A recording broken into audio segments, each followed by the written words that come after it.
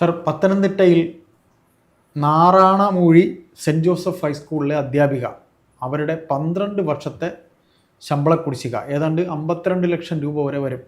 അപ്പോൾ ഈ കാശ് നേരായ മാർഗത്തിൽ കിട്ടാനായി അവർ പോയി അവസാനം അവരുടെ അത് കിട്ടാതെ വന്ന് അവരുടെ ഭർത്താവ് അതിൽ മനംനൊന്ത് ആത്മഹത്യ ചെയ്തു എന്ന വാർത്തയൊക്കെ നമ്മൾ കേട്ടതാണ്. ഇന്ന് മരണം നടന്നിട്ട് 10ാമത്തെ ദിവസമാണ്. ഈ 10ാമത്തെ ദിവസം അവർക്ക് കിട്ടാനുള്ള കാശിൽ 29 ലക്ഷം രൂപ അവരുടെ അക്കൗണ്ടിലേക്ക് വന്നു എന്നൊരു വാർത്തയുണ്ട്. നിങ്ങളാരാ, മന്ത്രിയുടെ ആളാണോ എങ്കിൽ മന്ത്രിയെ കൊണ്ട് വാങ്ങിച്ചോ എന്ന് ഉദ്യോഗസ്ഥർ പറഞ്ഞതായിട്ട് നമ്മളന്ന് കേട്ടു. ഇതിന് ശേഷം ഈ സംഭവം നടന്ന ശേഷം മന്ത്രി ഇടപെട്ടു, കാര്യങ്ങൾ ഇങ്ങനെയൊക്കെയായി. അപ്പോൾ എന്താ ഇതിൽ നമുക്ക് വായിച്ചെടുക്കാൻ പറ്റുന്നത്? താങ്കൾ അവസാനം പറഞ്ഞതിൽ നിന്ന് നമുക്ക് തുടങ്ങാം. തൻ്റെ ഭാര്യയുടെ ശമ്പള കുടിശ്ശിക കിട്ടണമെന്ന് ആവശ്യപ്പെട്ടുകൊണ്ട് ഉദ്യോഗസ്ഥരെ സമീപിച്ച ഭാര്യയ്ക്കും ഇദ്ദേഹത്തിനും കിട്ടിയ മറുപടി തരാം എപ്പോഴും പറഞ്ഞിട്ടിരിക്കും. തരികയില്ലെന്ന് ഇവർ പറഞ്ഞിട്ടില്ല.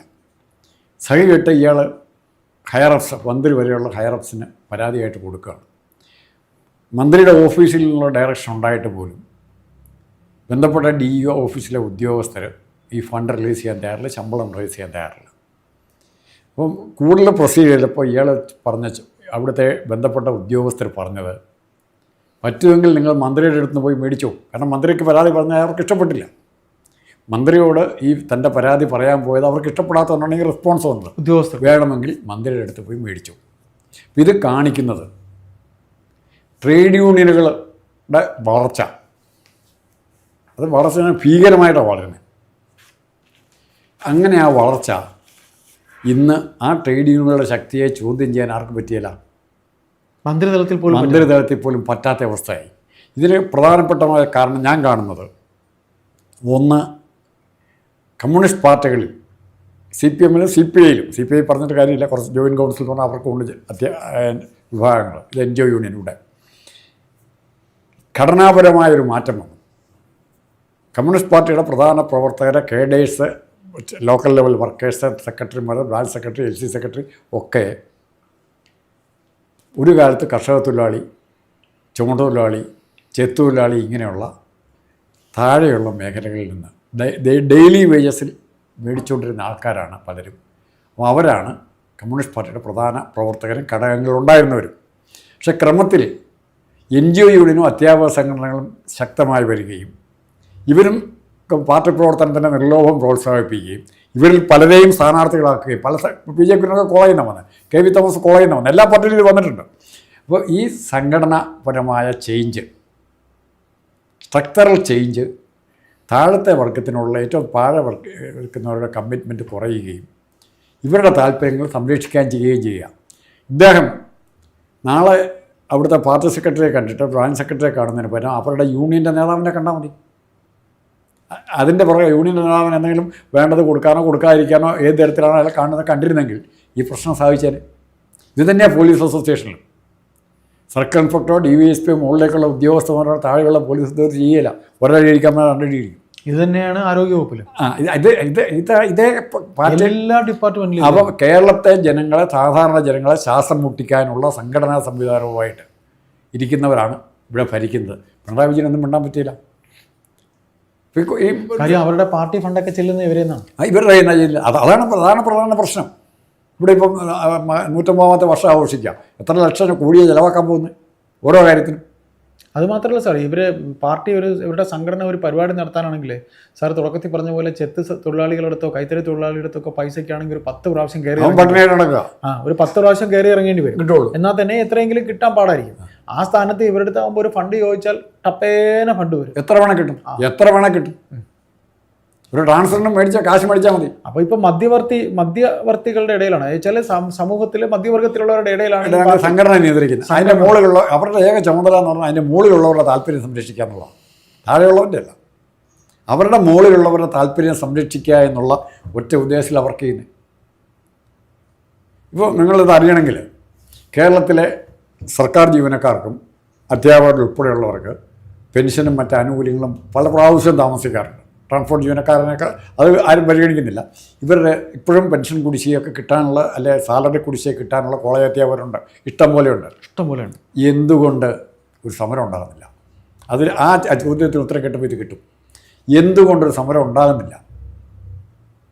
പെൻഷനേഴ്സിനൊക്കെ ഒരുപാട് കാശ് കിട്ടാനുള്ള ഒത്തിരി കാശ് കിട്ടാണ്. എന്തുകൊണ്ടൊരു സമരത്തിലേക്ക് അവർ പോകാത്തതിൻ്റെ കാരണം ഇപ്പോൾ കിട്ടുന്ന ശമ്പളം തന്നെ കൂടുക, കിട്ടുന്നത് തന്നെ കൂടുക. മറ്റേ പിന്നെ കിട്ടുമല്ലോ, മറ്റേതൊരു സമ്പാദ്യമായിട്ടൊരു മാറ്റി വെച്ചിരിക്കുക. ആനുകൂല്യങ്ങൾ കുടിശ്ശിക ഇവർ മാറ്റി സമ്പാദ്യമായിട്ട് പറയുന്ന ഈ DA ഉൾപ്പെടെയുള്ള കാര്യങ്ങളൊക്കെ ആയിരിക്കും. DA ഉൾപ്പെടെ അപ്പോൾ സമ്പാദ്യമായിട്ട് മാറ്റി വെച്ചിരിക്കുകയാണ് ഇവർ. അപ്പോൾ അവർക്ക് സമരത്തിന് പോകാൻ പറ്റില്ല.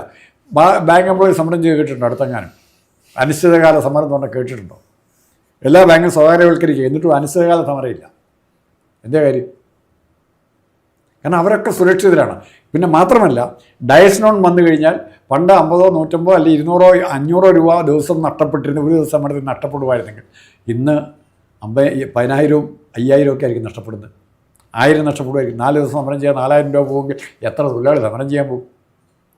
അപ്പോൾ ഈ രീതിയിൽ സംഘടനാ സംവിധാനത്തിൻ്റെ ഇതിൽ നിന്നും പുറത്ത് കിടക്കാൻ പറ്റില്ല. ഇപ്പം നമ്മുടെ മന്ത്രിമാരുടെ കാര്യം ഓർത്തു. ആരാ ബിന്ദു? ആരാ?